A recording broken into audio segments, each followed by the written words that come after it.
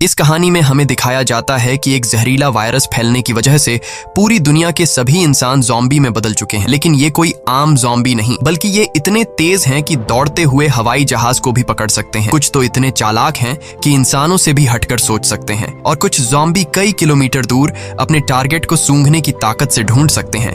लेकिन इस खतरे से घिरी हुई दुनिया में अब सिर्फ 2 ही इंसान जिंदा बचे हैं। क्या ये दोनों सरवाइव कर पाएंगे या नहीं, जानते हैं आज की इस वीडियो में। कहानी की शुरुआत में हम एक लड़के को देखते हैं जो अपने कमरे में बैठकर टीवी पर कार्टून देख रहा होता है कि तभी अचानक टीवी का सिग्नल चला जाता है और स्क्रीन पर एक इमरजेंसी रिपोर्ट आने लगती है। ये खबर उस लड़के की मुस्कुराहट छीन लेती है। टीवी में बताया जाता है कि दुनिया भर में एक बहुत ही जहरीला वायरस फैल गया है, जिससे इन्फेक्टेड लोग कुछ मिनटों के अंदर भयानक ज़ॉम्बी जैसे बन जाते हैं। ये वायरस बहुत तेजी से फैलता है और पूरी दुनिया इस वायरस की चपेट में आ चुकी है। टीवी में बताया जाता है कि जो भी ये खबर सुन रहा है वो जल्दी से खुद के लिए कोई सेफ जगह देख ले। लड़का ये सब देख ही रहा होता है कि अचानक ऊपर के कमरे से अजीब तरह की आवाज आती है। वो आवाज सुनकर लड़के के गले में सांसें अटक जाती हैं। लड़का धीरे धीरे ऊपर जाकर देखता है तो पता चलता है कि ये उसकी बड़ी बहन का मजाक था। उसके बाद ये दोनों लड़के अपनी माँ के कमरे की तरफ जाते हैं और वहां जाकर ये देखते हैं कि उनकी माँ बहुत परेशान है। वो अपने हस्बैंड को फोन करके इस सिचुएशन के बारे में बताती है। उसका हस्बैंड जो एक पायलट है वो अपने बच्चों और वाइफ को बताता है कि हर तरफ ये वायरस तेजी से फैल रहा है, इसलिए तुम सब घर पर मेरा इंतजार मत करो और जल्दी से किसी तरह करके इस शहर से दूर निकल जाओ। वो अपने बच्चों से कहता है कि परेशान मत हो, तुम्हें कुछ नहीं होगा, तुम्हारी माँ तुम्हें एक सेफ जगह में ले जाएगी। वो अपने हाथ में पहना हुआ लकी ब्रेसलेट अपने बच्चों को दिखाता है, जो कि ये ब्रेसलेट उसकी बेटी एबिगेल ने बनाया था। ये देखकर एबिगेल बहुत खुश हो जाती है। दूसरी तरफ उनकी माँ जल्दी जल्दी से सामान इकट्ठा कर रही होती है। तभी उन्हें बाहर से चिल्लाने की आवाजें सुनाई देने लगती हैं, इसलिए वो जल्दी से अपने दोनों बच्चों को लेकर घर से बाहर निकल आती है। जैसे ही वो कार में बैठने वाले होते हैं, अचानक एक ज़ॉम्बी उन बच्चों की माँ पर अटैक कर लेता है। डर के मारे एबिगेल जल्दी से कार के नीचे छुप जाती है और अपनी आंखों के सामने अपने छोटे भाई और माँ को ज़ॉम्बी के हाथों मरते हुए देखती है। वो ज़ॉम्बी उस छोटी बच्ची को देख नहीं पाता और वहां से चला जाता है। ये छोटी लड़की डर से कांप रही होती है कि तभी वो देखती है कि उसकी माँ भी एक ज़ॉम्बी बन चुकी है। लड़की की माँ अपनी बेटी को देखकर उसकी तरफ बढ़ने लगती है। इससे पहले कि वो अपनी बेटी को मार पाती, ठीक उसी समय पर एक अंकल फरिश्ते की तरह आकर एबिगेल की माँ को मार देता है और एबिगेल को बचा लेता है। थोड़ी देर बाद वो देखते हैं कि एबिगेल का छोटा भाई भी ज़ॉम्बी में कन्वर्ट हो रहा है, इसलिए वो आदमी लड़की को कान बंद करने के लिए कहता है और उसके ज़ॉम्बी बन चुके छोटे भाई को भी गोली मार देता है। अब इसके बाद 10 साल के बाद का सीन दिखाया जाता है और हम देखते हैं कि ज़ॉम्बी वायरस की वजह से इंसानी सभ्यता पूरी तरह से बर्बाद हो चुकी है। कभी रोशनी से चमकने वाले शहर अब वीरान हो चुके हैं और अब तक सारे इंसान या तो मर चुके हैं या फिर ज़ॉम्बी बनकर इधर उधर भटक रहे हैं और सिर्फ 2 ही लोग जिंदा बचे हैं। वो छोटी लड़की एबिगेल जिसे अंकल ने बचाया था, अब वो बड़ी हो चुकी है। उस दिन से लेकर अब तक एबिगेल अंकल जैक की नजरों में पली बढ़ी और जैक ने उसे ट्रेन करके ज़ॉम्बी से लड़ना सिखा दिया है। उस दिन अगर उसकी लाइफ में जैक नहीं आता तो एबिगेल अब तक मर चुकी होती, इसलिए एबिगेल जैक को अपना पिता मानती है। इतने सालों तक जंगल में अकेले रहने के बाद एबिगेल को बहुत ही लोनली महसूस हो रहा होता है। उसकी सबसे बड़ी इच्छा है कि उसे कोई इंसानी बस्ती मिल जाए जहां वो लोगों के साथ मिलकर रह सके, लेकिन जैक को लोगों के बीच रहना बिल्कुल भी पसंद नहीं। रात को जब वो दोनों जंगल में कैंप लगाकर सो रहे थे, तभी किसी की आवाज से जैक की आंख खुल जाती है। वो धीरे से अपने कैंप से बाहर निकलकर देखता है कि तभी एक ज़ॉम्बी जैक पर हमला कर देता है, लेकिन जैक लगातार गोलियां चलाकर उसे मार देता है और एबिगेल भी वहां पर पहुंच जाती है। इन दोनों को पिछले 10 सालों से जंगल में ज़ॉम्बीज का शिकार करते हुए इतना एक्सपीरियंस तो हो गया था कि ज़ॉम्बी झुंड बनाकर एक साथ मिलकर रहते हैं। वह समझ जाते हैं कि आसपास और भी जरूर ज़ॉम्बीज होंगे, इसलिए वो जल्दी यहाँ से निकलने की तैयारी करने लगते हैं और घोड़े पर बैठकर निकल जाते हैं। तभी रास्ते में उनके घोड़े हिनहिनाने लगते हैं। जैक समझ जाता है कि खतरा नजदीक है। दोनों चारों तरफ देखते हैं तो दूर एक जीप ज़ॉम्बी से गिरी हुई दिखाई देती है, जहां एक नॉर्मल इंसान खुद को ज़ॉम्बी से बचा रहा था। अब वैसे भी दुनिया में इंसान बहुत ही कम बचे थे, इसलिए अब इन दोनों को हर हाल में उस आदमी को ज़ॉम्बी से बचाना था। जैक एबिगेल के निशाने का टेस्ट भी लेना चाहता था, इसीलिए वो एबिगेल से कहता है कि तुम इस आदमी को बचाओगी ताकि पता चले कि वह पूरी तरह से ट्रेन हो चुकी है या नहीं। जैक उसे कहता है कि सुकून से टारगेट को निशाने पर करो और फिर उसे शूट कर दो, लेकिन एबिगेल जल्दबाजी में गोली चला लेती है, जिससे वो गोली ज़ॉम्बी के साथ साथ उस सर्वाइवर को भी लग जाती है। ये देखकर जैक एबिगेल पर काफी गुस्सा करता है, जिसके बाद वो दोनों इंसान के पास जाते हैं। वो देखते हैं कि कि यह आदमी अब बच नहीं सकता, इसलिए जैक उसे खुद ही मार देता है ताकि अगर उसे ज़ॉम्बी ने काटा हो तो वो दोबारा जिंदा न हो जाए और हमारे लिए खतरा न बने। उसके बाद वो दोनों उस मरे हुए आदमी की कार से जरूरत की सारी चीजें लेने लगते हैं। जैक मरे हुए आदमी के जूते ले लेता है और जैसे ही वह उन जूतों को पहनता है तभी वहाँ मरे हुए आदमी के और साथी भी आ जाते हैं और बहुत सारे हथियारबंद लोग उन्हें घेर लेते हैं। एक बंदा जब मरे हुए इंसान के जूतों को जैक के पैरों में देखता है तो उन्हें शक होने लगता है कि उन्होंने सामान लूटने के लिए उनके साथी को मारा है। जब ये लोग जैसे ही इन दोनों को मारने लगते हैं तभी एक प्रेग्नेंट लेडी कार से उतरती है और अपने साथियों से इन दोनों को छोड़ने के लिए कहती है। तभी काला घोड़ा फिर से इन्हें वार्निंग देता है और अगले ही पल दूर जंगल से तेज आवाजें आने लगती हैं। बहुत सारे ज़ॉम्बी तूफान की तरह चारों तरफ से उनकी ओर बढ़ने लगते हैं। वो लोग इतने तेज रफ्तार से आते हैं कि उन्हें भागने का मौका नहीं मिलता, इसलिए हथियार निकालकर वहीं मुकाबला करते हैं। यहाँ सबके पास हथियार तो थे मगर ज़ॉम्बी की तादाद काफी ज्यादा थी, इसलिए वो एक एक करके ग्रुप के बहुत से लोगों को काट लेते हैं। बचे हुए लोगों के पास छुपने की कोई जगह नहीं होती और जल्द ही यह बहुत ही कम लोग बच जाते हैं। एक मजबूत आदमी बदकिस्मती से ज़ॉम्बी के काटने का शिकार हो जाता है, इसलिए वह खुद को गोली मारना चाहता है लेकिन उसके बंदूक में गोलियां खत्म हो जाती हैं। अब उन्हें पता चल चुका था कि वो उनसे लड़ नहीं पाएंगे, इसलिए एबिगेल प्रेग्नेंट लेडी को लेकर गाड़ी में बैठाती है। गाड़ी में प्रेग्नेंट लेडी का हस्बैंड भी बैठा होता है और जैक गाड़ी स्टार्ट करके जल्दी से वहां से निकल जाते हैं। पूरे ग्रुप में अब ये सिर्फ 4 लोग ही बचे थे, बाकी सब ही ज़ॉम्बीज के शिकार हो चुके थे। एक काले चेहरे वाला ज़ॉम्बी अपने साथियों को मरा हुआ देखकर बहुत ज्यादा गुस्सा हो जाता है। उधर ये चारों ज़ॉम्बीज से जान छुड़ाकर गाड़ी में सफर कर रहे होते हैं। रास्ते में जैक पीछे बैठी लेडी से पूछता है कि तुम हो कौन और यहाँ क्या कर रहे थे। पूछने पर पता चलता है कि यह बचे हुए लोग शिप टाउन नाम की जगह पर जाना चाहते थे जहाँ पर सेफली इंसान रहते हैं। वहाँ जरूरत की तमाम फैसिलिटीज हैं और हम सब वहाँ जाकर एक नॉर्मल जिंदगी गुजारना चाहते थे। ये सुनकर एबिगेल बहुत खुश होती है क्योंकि यही तो वो जगह है जहाँ वह हमेशा से जाना चाहती थी। जिस पर जैक ने कहा कि यहाँ पर कोई भी ऐसी कॉलोनी वगैरह नहीं है, मैं पिछले 10 सालों से यहाँ वहाँ भटक रहा हूँ, मुझे तो कोई ऐसी कॉलोनी नहीं दिखाई दी। तभी अचानक बीच रास्ते में उनकी गाड़ी खराब हो जाती है। इस दौरान प्रेग्नेंट लेडी का हस्बैंड बाहर निकलता है जिसका नाम डेविड है। वह उनसे कहता है कि मैं एक मैकेनिक हूँ और मैं इसे ठीक कर सकता हूँ, लेकिन औजार न होने की वजह से गाड़ी ठीक नहीं हो पाती, इसीलिए यह लोग गाड़ी को यहीं पर छोड़कर पैदल सफर करने लगते हैं। कई किलोमीटर सफर करने के बाद वह लोग एक वीरान सोसाइटी में पहुंच जाते हैं। यहाँ ऊंची इमारतें अभी भी खड़ी हैं लेकिन हर तरफ मौत की शांति छाई हुई है। ये लोग सबसे पहले इस जगह की अच्छी तरह से जांच भी करते हैं। जब उन्हें कोई खतरा महसूस नहीं होता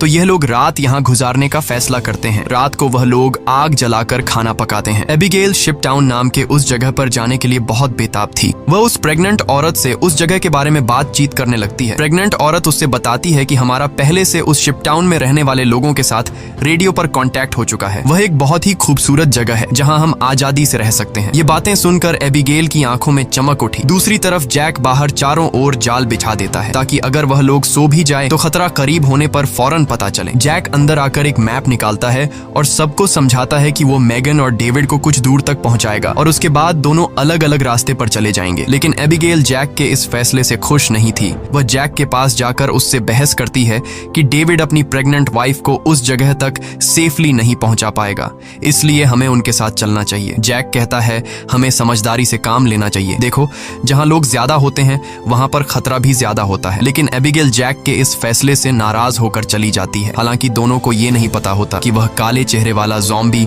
उनकी गाड़ी को सूंघते हुए वहां तक पहुंच चुका है। अगली सुबह एबिगेल छत पर बैठकर अपने बचपन की फोटोज देख रही होती है कि अचानक नीचे पेड़ों से सरसराहट की आवाज आती है। वह समझ जाती है कि ज़ॉम्बी अंदर आ गए हैं और सबको वार्निंग देने के लिए नीचे दौड़कर जाती है कि तभी रास्ते में एक ज़ॉम्बी भी उसके पीछे लग जाता है। एबिगेल खुद को बचाते हुए ऊपर सीढ़ियों पर चढ़ने लगती है और पीछा करने वाले ज़ॉम्बी को झटका देते हुए नीचे गिरा देती है। लेकिन इस चक्कर में उसका बैलेंस बिगड़ जाता है जिससे वह भी नीचे गिरने वाली होती है। लेकिन तभी जैक ने वक्त पर आकर उसे बचा लिया। थोड़ी देर बाद काले चेहरे वाला ज़ॉम्बी अपने साथियों के साथ वहां पहुंच जाता है क्योंकि उसे पता चल जाता है कि उनका साथी कहां पर मरा है। लेकिन वह पहले से बिछाई गई जाल में फंस जाते हैं जिसमें काफी सारे ज़ॉम्बी मारे जाते हैं। जैक धमाके की आवाज सुनकर समझ जाता है कि ज़ॉम्बी का झुंड उस जगह तक पहुंच गया है जहां हम कल रात ठहरे थे और ज़ॉम्बी अभी तक उनका पीछा कर रहे हैं। लेकिन अच्छी बात यह थी कि ये लोग उस जगह को छोड़कर वहां से आगे निकल चुके थे। तभी रास्ते में एबिगेल को याद आता है कि थोड़ी दूर पर एक छोटा सा हवाई अड्डा है जहां पर मेरे फादर काम किया करते थे। शायद वहां कुछ हवाई जहाज बचे हों जिससे हम आसानी से शिप टाउन तक पहुंच सकते हैं। लेकिन जैक कहता है कि अगर हम एयरपोर्ट गए तो वह एक खुली जगह है और अगर वहां ज़ॉम्बीज ने घेर लिया तो वहां हमारे पास जान बचाने का कोई रास्ता नहीं होगा और मुश्किल है कि हमें वहां वहाँ एरोप्लेन भी मिल जाए। लेकिन एबिगेल के बार बार कहने पर वह वहाँ जाने के लिए मान जाता है, जिसके बाद ये लोग एयरपोर्ट आ गए, लेकिन यहाँ पर कोई भी एरोप्लेन नहीं था। जैक कहता है, देखा, मैंने कहा था यहाँ पर कोई भी एरोप्लेन नहीं होगा। लेकिन जब वह लोग वहाँ पर एक छोटे से गराज में पहुंचते हैं तो गराज का दरवाजा खोलते ही लकीली वहाँ उन्हें एक छोटा एरोप्लेन मिल जाता है। ये देखकर ये लोग बहुत खुश हो जाते हैं क्योंकि अब उनका शिप टाउन तक पहुंचने का रास्ता आसान हो गया। लेकिन ये हवाई जहाज बहुत दिनों से इस्तेमाल नहीं हुआ था, इसलिए मैकेनिक डेविड कहता है कि उसे ठीक करने की जरूरत है। ज्यादा नहीं, मैं उसे 10 से 15 मिनट के अंदर ठीक कर दूंगा। जब तक डेविड एरोप्लेन को ठीक करता तब तक जैक और एबिगेल एयरपोर्ट में कुछ काम की चीजें ढूंढने लग जाते हैं। तभी डेविड दूरबीन से देखता है कि दूर से बहुत सारे ज़ॉम्बीज आ रहे हैं जो बहुत जल्द एरोप्लेन तक पहुंच जाएंगे। वह लोग दौड़ कर आते हैं और उन दोनों को वार्न करते हैं कि हमें जल्दी से एरोप्लेन को स्टार्ट करना होगा, नहीं तो ज़ॉम्बी यहाँ पहुंचकर हमें मार देंगे। एबिगेल जल्दी से पायलट की सीट पर बैठ जाती है, वहाँ पर मौजूद बुक्स को रीड करती है। उसके फादर पायलट थे, इसलिए उसने अपने फादर से एयरप्लेन को कंट्रोल करने की थोड़ी बहुत जानकारी सीखी थी। और जैक ज़ॉम्बीज को शूट करके उन्हें रोकने की कोशिश करता है। एबिगेल जैसे तैसे करके एरोप्लेन को स्टार्ट कर लेती है, लेकिन तब तक बहुत देर हो चुकी थी। वहाँ बहुत सारे ज़ॉम्बी रनवे तक पहुंच जाते हैं। उनकी रफ्तार काफी तेज थी और उनमें से एक ज़ॉम्बी एरोप्लेन के दरवाजे तक पहुंच भी जाता है, लेकिन जैक उसे गोली मारकर एरोप्लेन को उसे छुड़ा लेता है और एबिगेल जहाज के कंट्रोल को समझ जाती है। इस तरह से ये लोग जहाज को टेक ऑफ कर लेते हैं। हवाई जहाज में बैठे सभी लोग बहुत खुश हैं क्योंकि वो जल्द ही सीधे शिप टाउन पहुंच जाएंगे। लेकिन ये खुशी थोड़ी ही देर की मेहमान थी। जैसे ही ये लोग थोड़ा सा आगे गए तो अचानक जहाज के इंजन में से धुआं निकलने लगा, क्योंकि ये जहाज पिछले 10 सालों से हवा में सफर नहीं कर पाया था, इसीलिए इसका इंजन ब्लास्ट हो जाता है और प्लेन नीचे की तरफ जाने लगा। जैक समझदारी से काम लेते हुए एरोप्लेन का एक पेड़ में क्रैश लैंड करता है, जिससे उन्हें थोड़े बहुत चोट तो आ जाते हैं पर इनकी जान बच जाती है। प्लेन तो अब इस्तेमाल लायक नहीं बचा था, इसलिए अब उन्हें दोबारा फिर से पैदल सफर करना पड़ेगा। काफी दूर तक पैदल चलने के बाद वो लोग एक सुनसान रेलवे स्टेशन तक पहुंच जाते हैं। रात हो चुकी थी। ये लोग आसपास खतरा चेक करते हैं। जब उन्हें कोई भी ज़ॉम्बी नहीं नजर आता तो ये लोग यहीं पर रात गुजारने का फैसला कर लेते हैं। वो लोग मैप पर अपना लोकेशन देखते हैं, जिससे उन्हें पता चलता है कि अब ये लोग शिप टाउन से सिर्फ 2 दिन की दूरी पर हैं। यहाँ वो प्रेग्नेंट लेडी जैक के पास आती है और जैक का शुक्रिया अदा करती है। वो जैक से कहती है कि अगर तुम ना होते तो हम कभी भी यहाँ तक नहीं पहुँच पाते। ये सुनते हुए जैक को भी मैगन से हमदर्दी होने लगी। वो उसे अपनी स्टोरी सुनाता है कि आज से 10 साल पहले जब ये ज़ॉम्बी वायरस शुरू हुआ था तो उसे सबसे पहले अपनी पत्नी को जान से मारना पड़ा, क्योंकि वो उसे काटने आ रही थी। इसीलिए तब से लेकर आज तक उसके अंदर का इंसान कहीं मर सा गया है। अब इस दुनिया में सिर्फ उसके पास एबिगेल ही है जिसे वो हर एक कीमत पर जिंदा रखेगा। और जैक मैगन से ये भी कहता है कि अब उसका इरादा बदल चुका है। मैं अब सबसे पहले तुम्हें शिप टाउन तक पहुंचाऊंगा, जिसे सुनकर मैगन बहुत खुश हो जाती है। दूसरी तरफ हम देखते हैं कि मैगन का हस्बैंड डेविड अपने सर पर गन रखकर खुद को मारने की कोशिश करता है। दरअसल उसके पैर में एक ज़ॉम्बी ने काट लिया था, लेकिन अभी तक डेविड ज़ॉम्बी नहीं बना था क्योंकि वो घाव बहुत ही छोटी है, इसीलिए उसके ज़ॉम्बी बनने की रफ्तार काफी स्लो चल रही है। अब उसने फैसला किया कि वो अपनी पत्नी मैगन को इस शिप टाउन तक पहुंचाकर खुद को उससे दूर कर लेगा। अगली सुबह ये चारों फिर से अपना सफर जारी रखते हैं। तब रास्ते में जैक को डेविड की हरकतें कुछ अजीब लगने लगती हैं। जैक समझ गया कि ये इन्फेक्टेड है, इसीलिए वह उसे पकड़कर एक खाली जगह में ले जाता है जहां उसकी वाइफ और एबिगेल नजर नहीं आती। वो डेविड की पैंट को ऊपर करता है और उसे ज़ॉम्बी का काटा हुआ निशान नजर आ जाता है। अब जैक को ये बात कंफर्म हो चुकी थी कि डेविड जल्द ज़ॉम्बी बनने वाला है। जैक उससे कहता है कि बताओ तुम खुद से मरना पसंद करोगे या फिर मैं मारूं। डेविड कहता है मैं किसी को नुकसान नहीं पहुंचाऊंगा और अगर ऐसी नौबत आ भी गई तो मैं खुद को ही मार दूंगा। इसीलिए वो डेविड को छोड़ देता है। चलते चलते रात हो जाती है और आगे उन्हें एक घर दिखाई देता है। जैक बंदूक तान कर आगे बढ़ने लगता है। तभी अचानक एक तेज लाइट चमकती है और उन्हें स्पीकर के जरिए से कहा जाता है कि अपनी वेपन्स नीचे रख दो वरना गोलियों से छलनी कर दिया जाओगे। अब उन्हें पता चल जाता है कि अंदर कोई इंसान ही है। एबिगेल आगे बढ़ती है और कहती है कि हमारा यहाँ आने का मकसद किसी को नुकसान पहुँचाना बिल्कुल भी नहीं है, बस हमें मदद चाहिए। तभी उस घर का मालिक बाहर आता है। वो कहता है कि तुम लोगों को यहाँ ढेर सारा खाना और रात गुजारने दिया जाएगा, मगर एक शर्त पर, तुम सबको अपनी बंदूकें बाहर ही छोड़नी होंगी। जब ये लोग अपने वेपन्स बाहर छोड़ देते हैं तो वो आदमी उन्हें घर के अंदर ले जाता है। ये आदमी सबको घर के अंदर वेलकम करते हुए बताता है कि मैं एक साइंटिस्ट हूँ, मैं यहाँ पर अकेला रहता हूँ। अगर मैं चाहता तो यहाँ से जा सकता था, लेकिन ऐसी जगहों पर मुझे रिसर्च करने में आसानी होती है। यहाँ वो इन सबको बहुत अच्छा खाना देता है, जिसे वो सब देखकर हैरान रह जाते हैं, क्योंकि ऐसा खाना उन्होंने काफी लंबे अरसे से नहीं खाया था। वो लोग खाने पर टूट पड़ते हैं। खाना खाने के बाद वो साइंटिस्ट इन लोगों के लिए ड्रिंक्स भी लाता है। वो सब बहुत खुश थे क्योंकि इतने दिनों बाद सबको आराम से बैठकर बातें करने का मौका मिलता है। लेकिन साइंटिस्ट की बातें सुनते हुए उन्हें कुछ अजीब लगता है। साइंटिस्ट कहता है कि देखो, ये जो वायरस फैला है वैसे तो ये बहुत बुरी चीज है, लेकिन दूसरी तरफ इससे इंसान अपग्रेड भी हुए हुए हैं, जैसे कि कमजोर इंसान खत्म हो जाएंगे और जो ताकतवर होगा वो जॉम्बी बनकर जिंदा रहेगा। वो कहता है कि जॉम्बी सिर्फ खाने के लिए जीते हैं ना कि तरक्की के लिए, इसलिए जॉम्बीज को दुनिया पर राज करना चाहिए। ये सुनकर उन चारों को बहुत ही अजीब लगने लगता है। तभी डेविड को अपनी तबीयत ज्यादा खराब लगती है और वो बाथरूम में जाता है। बाथरूम जाकर वो शीशे में देखता है कि उसके बॉडी में वायरस पूरी तरह से फैल चुका होता है। जब डेविड वापस हॉल में आता है तो देखता है कि जैक और बाकी लोग बेहोश पड़े हैं। दरअसल साइंटिस्ट ने शराब में बेहोशी की दवा मिला दी थी। ये देखकर डेविड साइंटिस्ट पर हमला करने लगता है कि तभी साइंटिस्ट अपने हाथ में पकड़े हुए एक डिवाइस का बटन दबा देता है। डेविड को अचानक बहुत कमजोरी महसूस होती है और वो जमीन पर गिर जाता है। साइंटिस्ट कहता है कि इस डिवाइस को मैंने सालों की मेहनत के बाद बनाया है, जिससे मैं दुनिया के किसी भी कोने में जा सकता हूँ और इस डिवाइस की मदद से जॉम्बी मेरा कुछ भी नहीं बिगाड़ सकते। साइंटिस्ट ने एक ऐसा डिवाइस बना लिया था जिससे वो जॉम्बीज को कंट्रोल कर सकता था, यानी कि अब वो पूरी दुनिया का राजा बनकर सबको अपने इशारों पर नचवाएगा। उसके बाद डेविड बेहोश हो जाता है और जब डेविड को दोबारा होश आता है तो वो देखता है कि उसे और उसके साथियों को बांध दिया गया है और अब साइंटिस्ट उन चारों पर एक्सपेरिमेंट करने वाला है। ये सब करने के बाद साइंटिस्ट कहता है कि क्या तुम लोग मेरी वाइफ से मिलना चाहोगे। उसके बाद हम साइंटिस्ट की वाइफ को देखते हैं जो कि एक ज़ॉम्बी थी और साइंटिस्ट ने उसे पिंजरे में बंद कर रखा था और वो इंसानों को पकड़कर उसे खिलाता था। ये डिवाइस भी साइंटिस्ट ने अपनी बीवी पर एक्सपेरिमेंट करके बनाई थी। साइंटिस्ट जब पिंजरे का दरवाजा खोलता है तो उसकी वाइफ सबसे पहले उसी पर अटैक करने लगती है, लेकिन साइंटिस्ट उसे कंट्रोल करके उन चारों की तरफ भेज देता है। वो जैक पर हमला कर देती है, लेकिन वो उसे लात मारकर पीछे धकेल देता है। लेकिन तभी डेविड वायरस की ताकत से रस्सी तोड़ देता है और अपने बाकी साथियों को भी छुड़ा देता है। घर का मालिक खतरा भांप कर तुरंत भाग जाता है। उसके बाद वो चारों भी अपना सामान लेकर जल्दी से बाहर निकल आते हैं। लकीली बाहर उन्हें साइंटिस्ट की गाड़ी मिलती है और ये चारों उसी में बैठकर जंगल की तरफ निकल जाते हैं। लेकिन साइंटिस्ट हार नहीं मानने वाला था। वो अपने डिवाइस के जरिए ज़ॉम्बी के झुंड को कंट्रोल करके उनका पीछा करवाता है। जैक गाड़ी की स्पीड को बढ़ाकर ज़ॉम्बीज को काफी पीछे छोड़ देता है, लेकिन आगे का रास्ता बंद था। अब उनके पास पैदल जाने के अलावा और कोई चारा नहीं है। थोड़ा सा आगे पैदल चलने के बाद ज़ॉम्बी दोबारा उन तक पहुंच जाते हैं। डेविड जान जाता है कि उसके पास ज्यादा वक्त नहीं है, वो कुछ ही देर बाद ज़ॉम्बी बन जाएगा, इसलिए वो उन लोगों से आगे बढ़ने को कहता है और खुद पीछे रहकर ज़ॉम्बी को रोकने का फैसला करता है। लेकिन उसकी वाइफ उसे जाने नहीं देना चाहती थी, जिस पर डेविड कहता है कि तुम्हें हमारे बच्चे के लिए जिंदा रहना होगा और ये सब मैं अपने आने वाले बच्चे के लिए कर रहा हूँ। उसके बाद डेविड ज़ॉम्बी से लड़ पड़ा और बड़ी बहादुरी से उनका सामना करने लगा। काफी देर तक वो ज़ॉम्बी उसको रोक लेता है और उसके साथी ज़ॉम्बी से काफी दूर चले जाते हैं, लेकिन तभी एक ज़ॉम्बी आकर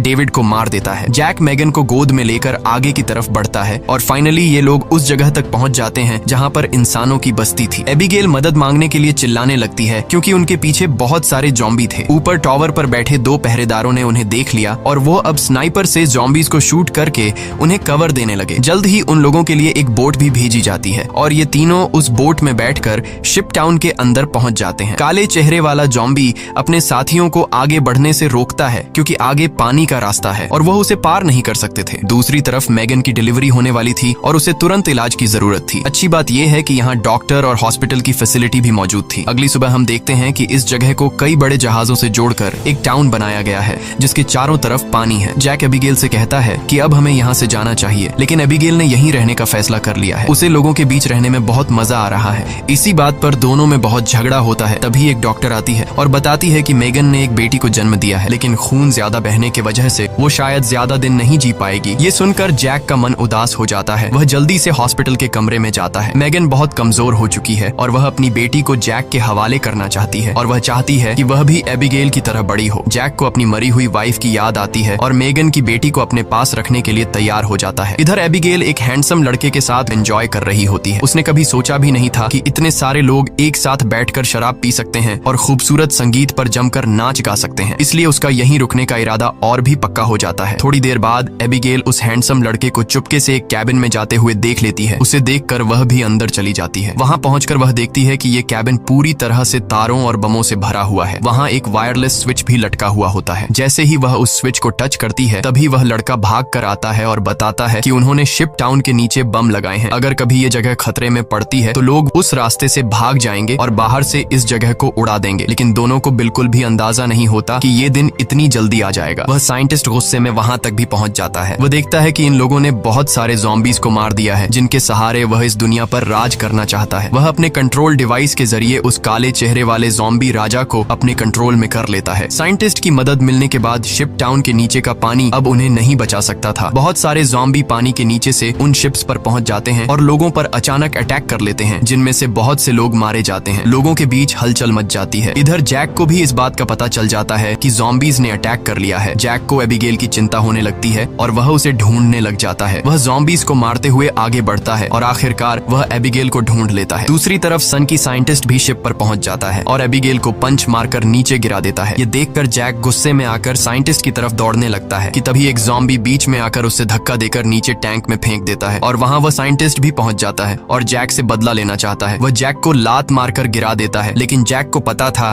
कि साइंटिस्ट से लड़ना फुदूल है, इसीलिए वह साइंटिस्ट पर हमला करके उसके हाथ में लगे डिवाइस को दीवार से मारकर तोड़ देता है। अब साइंटिस्ट के पास ज़ॉम्बीज़ को कंट्रोल करने की पावर नहीं रही, जिसके बाद बूढ़ा साइंटिस्ट जल्द ही ज़ॉम्बी का शिकार बन जाता है। अच्छी बात यह थी कि इस कैंप में पहले से ही भागने का रास्ता बना हुआ था। बहुत सारे बचे हुए लोग सुरंग के रास्ते नदी के दूसरे किनारे पर पहुंच जाते हैं। जब वह बम चालू करने वाले होते हैं तो वह हैंडसम लड़का बटन नहीं दबाता, क्योंकि एबिगेल अभी भी शिप पर है। अब जैक और एबिगेल बाहर की तरफ भागने लगते हैं, लेकिन पीछे से ज़ॉम्बी राजा एबिगेल को पकड़ लेता है। तभी जैक तेजी से उस ज़ॉम्बी को लकड़ी से सर पर मार देता है, जिससे वह पीछे गिर जाता है। अचानक एबिगेल की नजर गलती से उस ज़ॉम्बी राजा के हाथ में बंधे ब्रेसलेट पर पड़ती है। ये वही ब्रेसलेट था जो उसने बचपन में अपने हाथों से अपने पिता के लिए बनाया था। वह समझ जाती है कि ये ज़ॉम्बी उसके पिता हैं, लेकिन अब वह इंसान नहीं बल्कि ज़ॉम्बी बन चुका था। यहाँ पर जैक उसे हाथ से पकड़कर जबरदस्ती खींचकर भागने को कहता है। वह हैंडसम लड़का दोनों को भागते हुए देखकर तुरंत वायरलेस रिमोट का बटन दबा देता है और पूरा शिप टाउन राख में बदल जाता है। हालांकि इन सब की लड़ाई भी खत्म नहीं हुई थी। कैंप का सरदार अपनी गर्दन पकड़कर आता है,